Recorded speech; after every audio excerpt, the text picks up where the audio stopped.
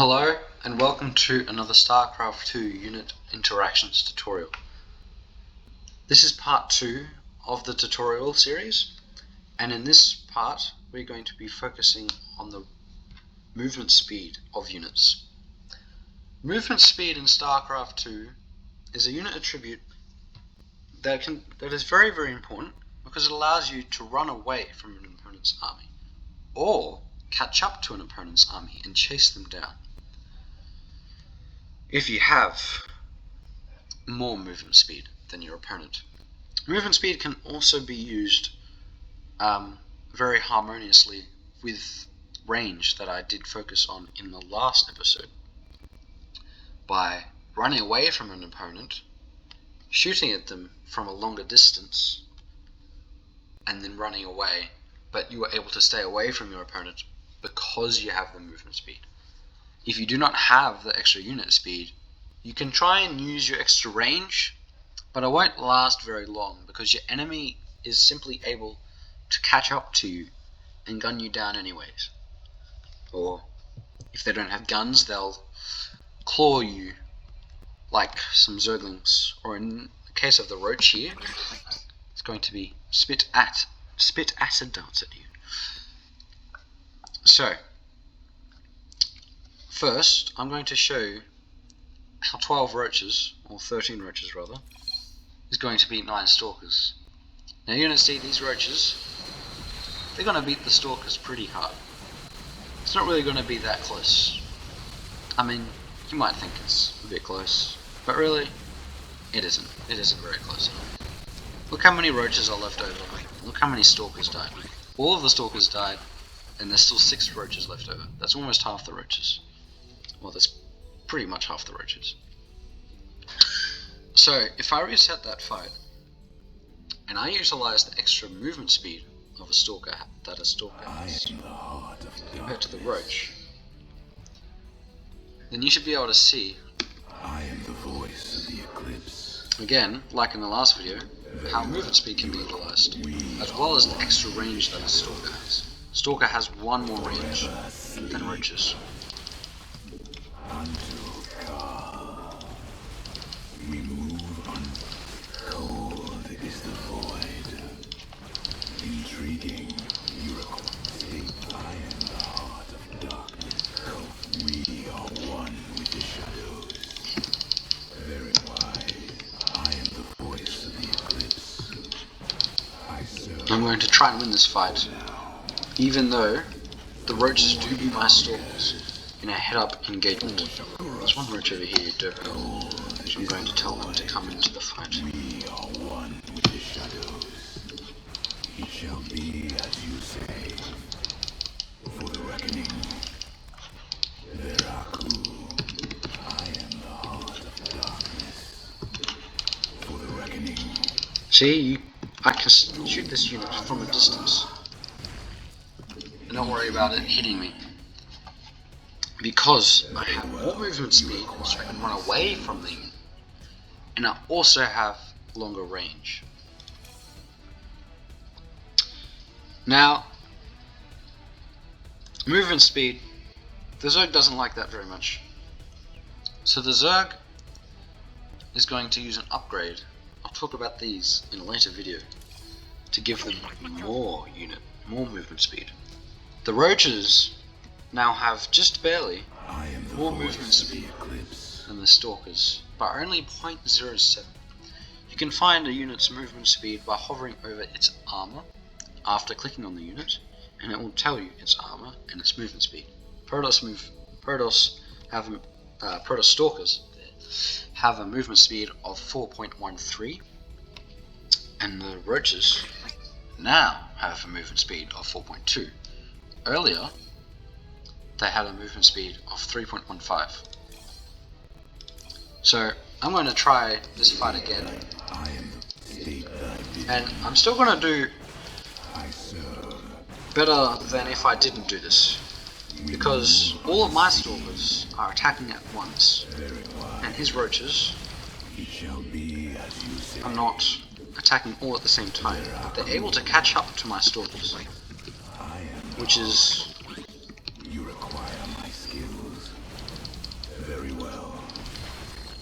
not very good for me. Now, if I were a computer, an AI, then I would, and able to control this fight perfectly, I would do even better with the roaches and actually utilize the extra movement speed a little bit better. In that, I had them all chasing down, attacking, and then stopping instead of waiting till they got closer to the unit before they attacked. So, as you can see, movement speed is not to be underestimated.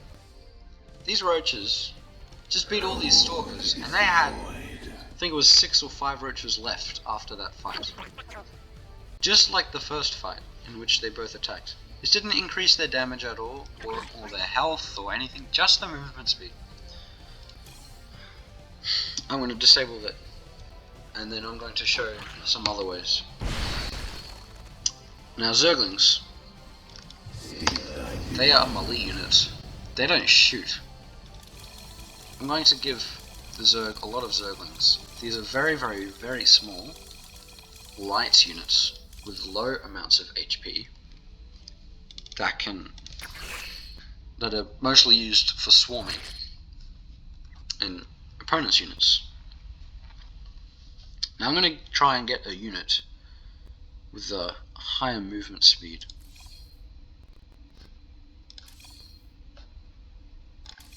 I'm going to try and... okay, there we go. These Archons, they also have a range. It's a very short range, it's only 3 range, but they do move faster than these Zerglings. So we should be able to...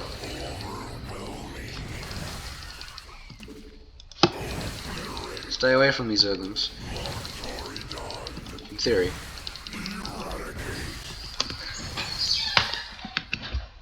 And kill them. Now Archons are actually pretty good against Zerglings, but if you micro your Zerglings correctly, then you should be able to at least nearly beat these Archons. Now before I do that, I'm going to show you how the Zerglings go in a fight versus these Archons. Not very well. I didn't have to micro those Archons in the previous fight. But now I'm going to increase the Zerglings' movement speed.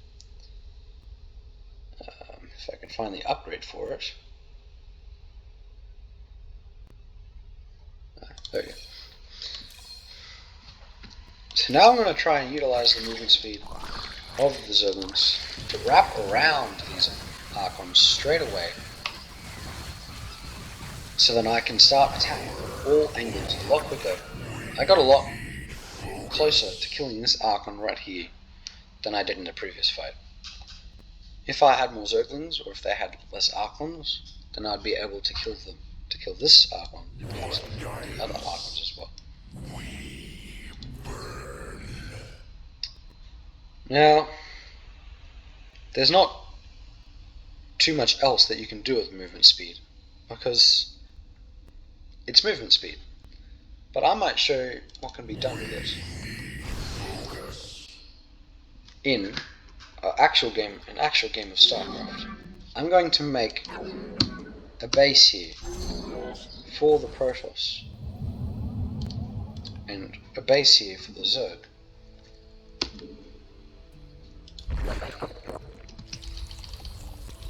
I'm also going to make another base here for the Protoss. Now the Protoss is quite far ahead. It has an extra base. It has one more base than the Zerg. And they have this... actually, these bases, they're very far away. So they're going to be harder to defend if they don't have enough movement speed to navigate between all of their bases. Now I'm going to increase the damage of these Zerglings by quite a bit to make this a little bit faster. But and I'm going to give the Protoss a fairly large army. Now these Protoss units, they should be able to kill the Zerglings in a head-on engagement. I'm even going to give them their equivalent of the upgrades that the Zerglings got. And now, in a straight up fight... Enemy want to make party on base, your ally. Need join? Gosh, I'm an idiot. I did the same mistake again.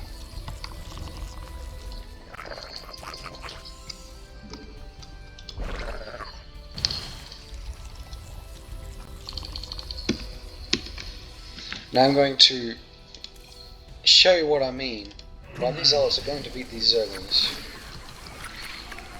And they're really going to beat these Zerglings. It's not even close. They lost 5 Zealots, and the Zerglings all died. But, what if I'm able to kill the Protoss' bases? I just want to try and get as much damage done as I possibly can. So then, the Protoss can't make any more Zealots. Now, I'm not going to be able to demonstrate this very well. But, say the Protoss is going to be defending this base. They have all the Zealots over here. There's no way I'm going to be able to kill this base. The other base down here, though, it's a lot more exposed. So I'm going to attack this base. They're going to come and try and defend this base. But they're not going to be quick enough. See, I just run away. I have a lot more movement speed. And I'm going to attack this base. Now the Protoss knows they're ahead. So they're not going to try and attack me. They're going just to try and just defend their bases. They're just going to run around a bit like a clown, trying to get my Zerglings. And here I am, simply just outrunning them. And I'm just going to be able to kill this base now. Now the Protoss, they're like, oh, I'm not going to defend that. I'm going to try and kill the Zerg's base. So they're going to come back, except I'll also be there in time to defend. Now I'm going to lose this fight anyways, because the Zerglings aren't as good. But say in an actual game where I'd be able to make more units, like I could actually demonstrate that here, like this.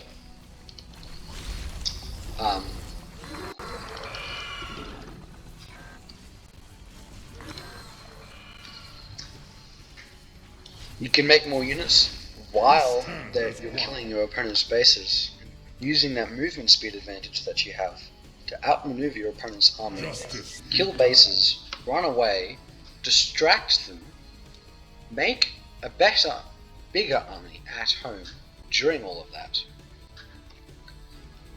and then perhaps even win the game because you're able to get ahead by killing your opponent's advantage, basically, by killing their bases, stopping their income, stopping their ability to make more units. I think that's going to be it for today's tutorial. I hope you enjoyed it. I hope you learned something from it. Good luck and have fun. Goodbye.